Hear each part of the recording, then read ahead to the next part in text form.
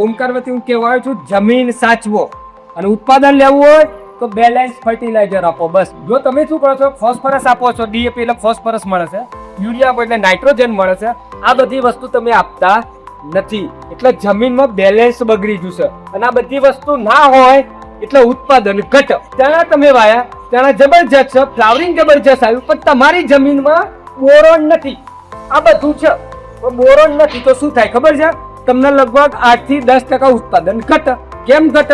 Boron ના હોય એટલે ચણાની અંદર ફલિનીકરણ ઓછું થાય, નર સ્ટ્રોંગ ઓછો હોય એટલે ફલિનીકરણ ના થાય એટલે ઉત્પાદન ઘટ. એવું એમાં બધી જ વસ્તુ જરૂરી છે ને. ખેતી કરવી હોય તો બધી જ વસ્તુ આપો, બસ તમારો પ્રોબ્લેમ સોલ્વ. આ જે ઝીંક પ્લસ આવે એમાં 6 તત્વો આવે, આ બધા તત્વો આવે. યુરિયાની અંદર નાઇટ્રોજન આવી જાય, ડીએપી ની અંદર ફોસ્ફરસ આવી જાય, પછી તમે 20-20-0-13 વાવો તો ગંધક આવે. બસ આ બધું વાપરો એટલે તમારું ઉત્પાદન વધે.